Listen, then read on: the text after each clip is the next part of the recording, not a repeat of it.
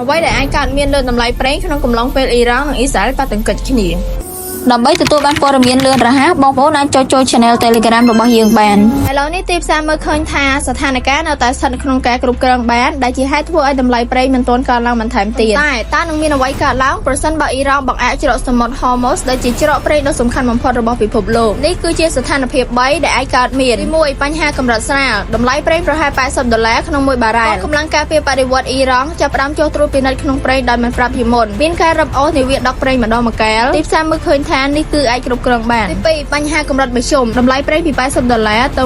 $120ការវាយប្រហារដោយផ្ទាល់លើនាវាដឹកប្រេងដែលមិនពាក់ព័ន្ធនឹងអ៊ីរ៉ង់ទាមទារការគ្រប់គ្រងលើការដឹកជញ្ជូនទំនិញនៅច្រកសមុទ្រ Hormuz ប្រទេសលោកខាងលិចប្រហែលជាអាចចូលធ្វើអន្តរាគមន៍ស្ថានភាពនេះស្តៀងនឹងកម្រិតមុនសង្គ្រាមអ៊ុយក្រែនទី3ការទប់ស្កាត់ច្រក Hormuz ទាំងស្រុងតម្លៃប្រេងនឹងលើស